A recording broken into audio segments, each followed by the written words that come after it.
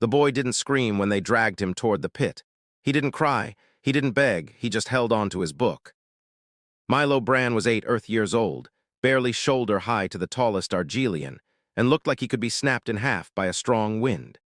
His hair was a mess of wiry curls, his eyes too big behind cracked lenses, and his knees were scabbed from weeks of crawling through the underdecks of the refugee colony. He wasn't the loudest or the fastest or the most liked, but he read constantly, loudly to himself, to shadows, to anything that would sit still long enough to hear, and that was enough for the aliens to decide he was a problem. They said he stole food. He didn't. He simply walked into the ration tent, politely said hello, and took a peach from a crate marked for elders only. He didn't know the rule. He just saw it was bruised and thought no one else would want it. They made an example out of him in front of the gathered colony. The Argelian nobles, tall, shimmering beings made of flesh-laced crystal, declared him guilty. His sentence was to be thrown into the venom pit, to be fed to Ogranth, their revered execution serpent. "He is human," one of them sneered, their voice like glass grinding against bone. "Soft, unworthy, the beast will finish him before the boy hits the ground." His parents weren't there to protest because they were already gone, died during the journey from the Soul Outpost to Argali's Prime. Milo had arrived an orphan, tucked in with evacuees, clinging to a tattered backpack and the only thing he owned, an old paper book titled The Blue Giants of Earth's Oceans. They dragged him forward, past the jeering aliens, past the silent humans too terrified to speak, and toward the black pit carved into the plaza stone. It went down so far that sound didn't echo back. Only stories did. At the lip of the pit, Milo turned his face upward. His glasses slipped down his nose. He pushed them back up with a pinky, blinked once at the guards, and whispered, "He probably just wants a friend." Then they shoved him, and the world vanished into darkness. He hit the ground hard, not bone-breaking hard, but enough to steal his breath and leave him coughing for several seconds. The earth below was soft in some places, brittle in others. It stank of moss, iron, and something bitter he couldn't name. The air buzzed faintly, charged like static. He sat up, wiped blood from his lip, and looked around. He couldn't see much, only a distant green glow that shimmered along the rock like the light of a waiting eye. He didn't cry, he just reached into his hoodie, pulled out the book, and checked it for damage. None. A sigh of relief escaped his lips. He flipped it open to page 7, his favorite page, where the whale dove beneath a coral archway and found a school of glowing squid. Somewhere in the pit something moved, a sound like stone sliding across more stone.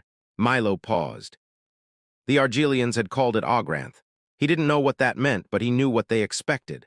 He'd heard them say it. The serpent's venom could melt bone in seconds, its breath could cloud lungs with acidic vapor, its gaze had paralyzed prisoners twice his size. Milo turned the page slowly. Another shift in the dark, and then the breathing came, not like a beast huffing through nostrils, but deep like the pit itself had lungs. A slow inhale. A long, curling exhale. Hot, sulfuric air rolled across the chamber.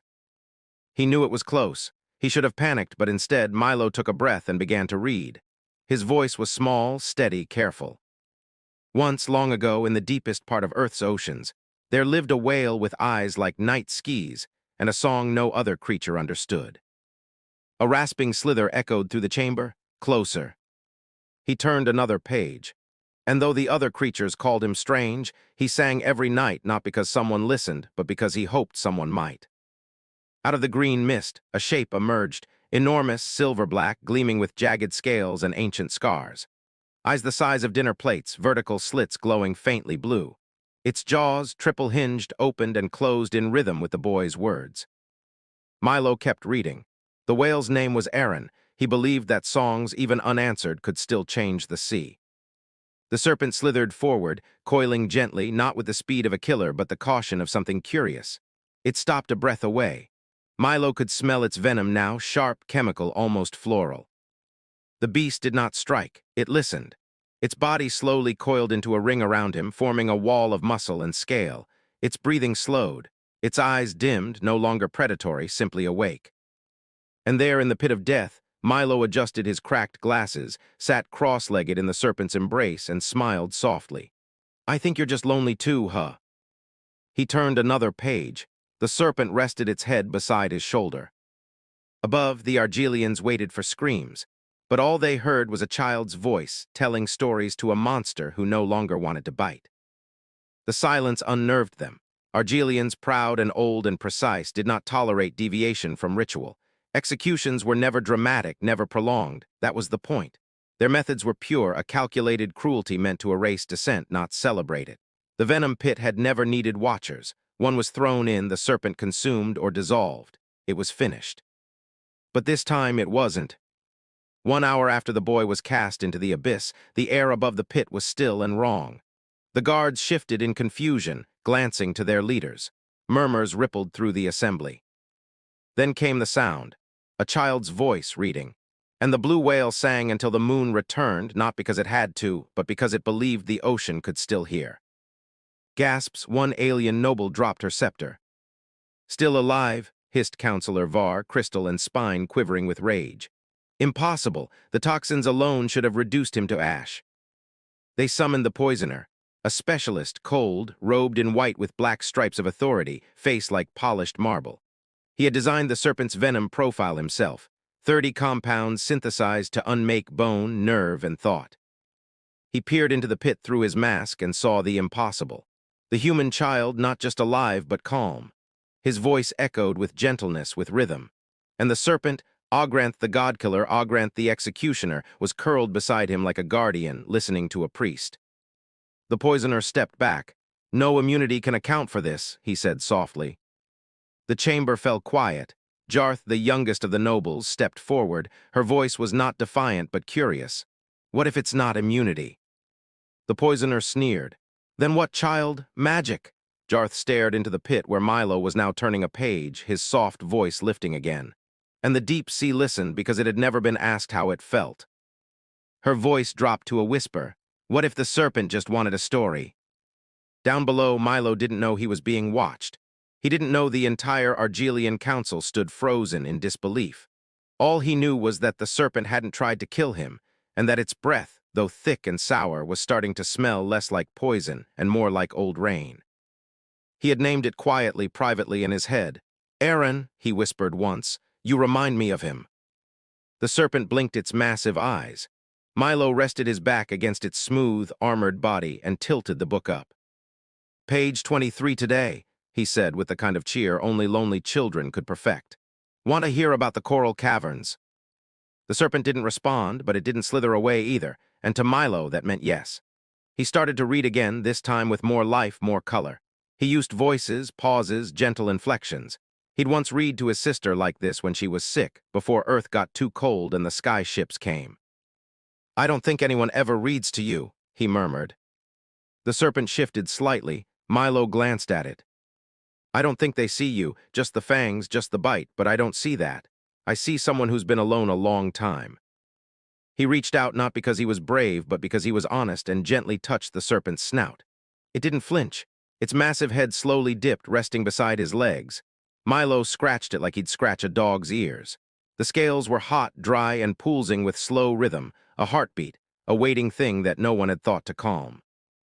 Above, the nobles watched as Milo leaned forward and whispered into the beast's earhole. "Want to know a secret?" he smiled. "I don't like people either." The serpent didn't hiss. It purred, a sound deep and resonant. The pit trembled, and for the first time in remembered history, Ogranth, the serpent of death, fell asleep wrapped around a human boy who read it stories of blue whales and distant moons. The following morning, the Argelian council convened in full. Not a whisper of casual order, not a gesture wasted. They stood like statues carved from shimmering dread, draped in robes stitched with legal authority. Silence reigned until the high voice of Elder Castle shattered it like a dropped goblet. "He still breathes." His voice trembled, not from awe, but from something older, rarer in Argelian politics, fear. "He sleeps beside the serpent." Jarth stood alone at the edge of the obsidian dais, arms folded tightly beneath her silver-trimmed cloak. She had watched the boy through the night, watched as Ogranth, the serpent of empire, wrapped its colossal coils around a sleeping human child, not as prey, not as prison, but as protector. The venom that could turn grown warriors to vapor had not touched a hair on the boy's fragile head. And worse than that, far worse, was what the serpent did next. It had hummed softly in time with the boy's steady, dreaming breath. "It has never sung," Castle hissed. It never had to, Gier replied. The chamber burst into disorder, not chaos, but ice-cold calculation crackling at the seams. The poisoner leaned forward, voice surgical. There must be a biological explanation, perhaps a dormant pheromone maybe the boy's human nervous system emits. You will not dissect him, Gier said. The council froze. Excuse me, hissed the poisoner, blinking once, twice, like an insect sensing heat. For the first time, Jarth didn't look at him. Her eyes were on the live feed projected above the chamber floor. The boy waking slowly, rubbing his eyes with a single hand, brushing dust from his sleeves. And behind him, Ogranth rose like a midnight sun, eyes calm, breath still, warm scales gleaming in the soft chamber glow. Milo sat up and reached for his book. The serpent lowered its head, waiting, and he began to read again. Look at him, Jareth whispered.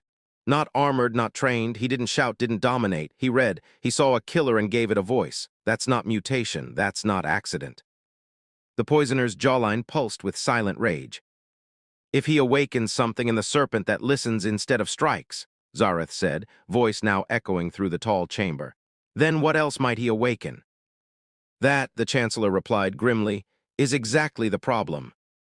Milo didn't know the word for danger in Argelian, but he felt it. He felt it in the sudden chill in the air vent of the pit. He felt it in the silence above, thick and watching. He felt it in the way Ogranth shifted that morning, restless beneath his coils. The serpent didn't hiss or recoil. He twitched like a being preparing for something it didn't understand. Milo read slower that morning. He wasn't scared. He was thinking. He closed the book midway through a passage about krill migration. Aaron, he said quietly, using the name he'd given the beast, do they hate me? The serpent lifted its head, its pupil narrowing to a slit. Because I lived, Milo asked. The serpent said nothing, but his great body curled tighter around the boy, as if to shield him from a question that deserved no answer. Milo scratched the edge of its scale. Do you remember anything before the pit? A low thrum echoed through the serpent's belly. Not pain, not threat, memory. And then, without warning, Milo's ears rang, not from sound, but from feeling. A vision pulsed into him. Not words, not images, but an emotion too large for him to hold. The sensation of falling, of loneliness so vast it felt eternal, of silence so deep it became its own kind of scream. And in that scream, Milo saw what Ogranth once was. Not a killer, not a god, but a weapon born in a vat of glass, never given a name, trained only to bite, to sting, to reduce anything warm into silence. The venom had been its language until someone listened. Milo gasped, clutching his chest. You never wanted this, he said. Ogranth breathed slow. The venom sacs behind his fangs pulsated, then slowly began to shrink. A secretion hissed onto the stone, acidic, yes, but losing potency by the second. It wasn't venom anymore. It was tears. Milo stood. His voice broke, but he steadied it. You're not what they made you. The serpent stared. You're Moors. And in that moment, the bond between boy and beast became more than survival. It became choice. Above them, alarms began to sound. The chamber was coming, and it wasn't coming to observe, it was coming to correct. Milo didn't flinch. He closed the book, tucked it under his arm, and stepped toward the edge of the serpent's back. If they want me gone, he whispered, they'll have to get through you. And for the first time in the serpent's long, brutal life, Ogranth roared, not as a predator, but as a promise. The sound of the roar ripped through the marble bones of the council tower. It wasn't rage. It wasn't hunger. It was something far more dangerous, defiance. A dragon serpent bred to end prisoners had just raised its voice not in slaughter, but in defense, for a child. Alarms flared across the pit chambers. The guards stationed along the execution balconies snapped into motion, weapons ready, orders scrambled. Seal the pit, barked one. Contain the serpent before it infects the others, another ordered. Infect, Jarth whispered under her breath, marching toward the command gallery. You mean feel? But she was ignored. Below, Milo stood atop Ogranth's glistening back, small hands gripping a curved scale like the side of a slide. His glasses were lopsided, one lens cracked further from the blast of the roar, but his face looked ancient with determination. They're coming, Aaron, he said, calling the beast by the name he'd given it. Not to talk, not to understand, just to erase. The serpent coiled protectively, its huge body trembling as the ceiling locks above began to twist open. exposing the kill hatch. Gas nozzles, blade rings, the full arsenal the Argelians had engineered for catastrophic beast control.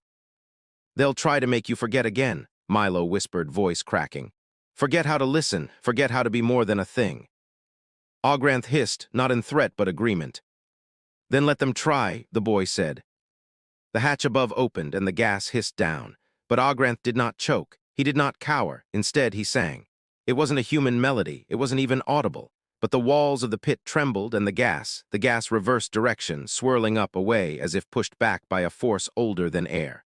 The poison wouldn't enter the lungs of a creature that had remembered its name. And Milo stood at the center of it all, a ragged little boy with a wrinkled book under one arm, staring up at the descending death with open eyes. "I'm not afraid of you anymore," he said, not to the council, not to the machines, but to what they believed he was. Jarth had seen many executions. She had overseen them, memorized them, justified them. It was how order survived on Argeli's prime, through clean, quiet elimination of unrest. But now she stood behind a wall of trembling ministers, watching chaos bloom from something far more dangerous than disobedience: hope. The kill hatch jammed mid-spin, sparks hissed from the panel, the chamber lights flickered and dimmed. And in the pit below, Ogranth rose, no longer coiled in shame but upright, elevated like a monument, bearing the human child upon his back like a standard. "Milo Bran," the High Chancellor's voice echoed over the comms, cold and metallic. "You are hereby sentenced to molecular nullification. Surrender the beast and you may receive a painless fade." Jarth flinched, but down below, Milo lifted his chin and responded, not with fear but with a question. "Why are you scared of me?" The Chancellor hesitated. "You are not feared, you are faulty." "Then why are you trying so hard to silence me?" Another pause. Milo's voice rang out stronger now, bouncing off the walls of the pit. "You think I did something impossible, but I didn't. I didn't use magic, I didn't use strength. I just read a story." Ogranth's massive body shifted beneath him. A low rumble echoed in the chamber. The Argelians, who had once watched death from above, now stepped back. "Your venom couldn't hurt me," Milo continued, "not because I'm special, but because I saw him." He looked down at the serpent, and he saw me. Zareth stepped forward, voice shaking. "This is not control," she said. "This is mutual recognition." "No, it is corruption," the Chancellor roared. "The beast is no longer pure, the child must be expunged." But the pit's exit locks, old, unused, ceremonial, unsealed. By whose order? None could say. And Ogranth began to rise with Milo on his back. The serpent climbed, not slithered, climbed up the walls, through the smoke, past the sensors, toward the council chamber itself. Panic erupted, guards fired pulse lances, none hit. Zareth turned to the Chancellor, who now backed toward the emergency escape corridor. "You taught the beast to kill," she whispered, "and the boy taught it to care." Then she stepped aside as the serpent reached the upper platform, Milo still holding his tattered book against his chest. And for the first time in history, the Argelians bowed, not to a weapon, not to a monster, but to a child who read stories to the thing everyone else had written off as incapable of listening. The serpent emerged from the pit like a legend reborn. Scales scraped across stone as Ogranth's head rose into the Grand Council rotunda. Jaws closed, fangs hidden, but every inch of his movement made the walls tremble around him. Armed guards scattered. Ministers choked on their own breath. The galaxy's most feared executioner had just entered their most sacred hall, carrying the boy they tried to erase like a crown. Milo stood tall on the creature's back. He was shaking, his glasses cracked nearly in half now, dust smudged across his forehead, but he held his book close to his chest as if it were scripture. "You said I was a mistake," Milo's voice echoed into the silence. The High Chancellor stood behind a row of guards, one trembling hand still clutching his command scepter. "You violated tradition. You infected the pit with human interference." "No," Milo said quietly. "I gave something no one ever gave him." He patted Ogranth's head gently. "A name." The serpent exhaled a slow breath that pushed through the chamber like heat from an old furnace. "You made him to kill, you taught him nothing but pain. You buried him in silence and called it justice. But the moment I read to him, he listened. Not because I'm powerful, not because I'm human, but because I saw him." He raised his book. "This is what you fear." The Chancellor sneered. "A child's tale." A voice, Milo corrected. A voice that didn't scream, that didn't fight, that didn't hate. The guards raised their weapons. Zareth stepped between them and the serpent. Don't. If you harm either of them now, history will bury you. The Chancellor's jaw clenched. He has upended the law. Jarth turned slowly. Then the law is wrong. And in that moment, Ogranth did something no one, not even Milo, expected. He opened his great mouth, and from within he spoke. Not in Argelian, not in human, but in a language older than either, a deep, pulsing resonance that made the floor glow faintly with warmth. Every elder in the chamber dropped to their knees, not because of fear, but because of what they felt. A name. The serpent had spoken his name aloud. Arren. Milo closed his eyes and wept because it meant the beast remembered who he was. In the days that followed, no execution pits reopened. The rotunda remained silent, the council meeting only to whisper, unsure how to proceed. Jarth took quiet leadership not by force but by presence, by the undeniable truth they had witnessed. The serpent they once controlled now answered to no one except the child they fed to it. And Milo, he stayed, not because he was ordered to, but because Eren asked him to. They became an unlikely pair, boy and serpent.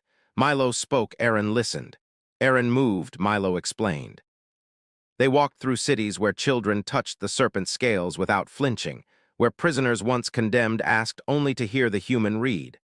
They called him the quiet flame, the boy who melted centuries of venom with a story. And the Chancellor, he vanished. Some say into exile, others say the serpent watched him too long and he couldn't bear the weight of being truly seen. But Milo didn't ask for revenge, he only asked for a library. And one day, when he sat beneath Eren's chin, turning the pages of his next book, a young Argelian child approached and said, "Can I read it too?" Milo smiled, held out the book and said, "Only if you read out loud." And in that chamber where death once reigned, a serpent curled in silence and listened again, because a human boy had taught him that sometimes monsters just needed a story, and sometimes the smallest voice in the galaxy could rewrite everything.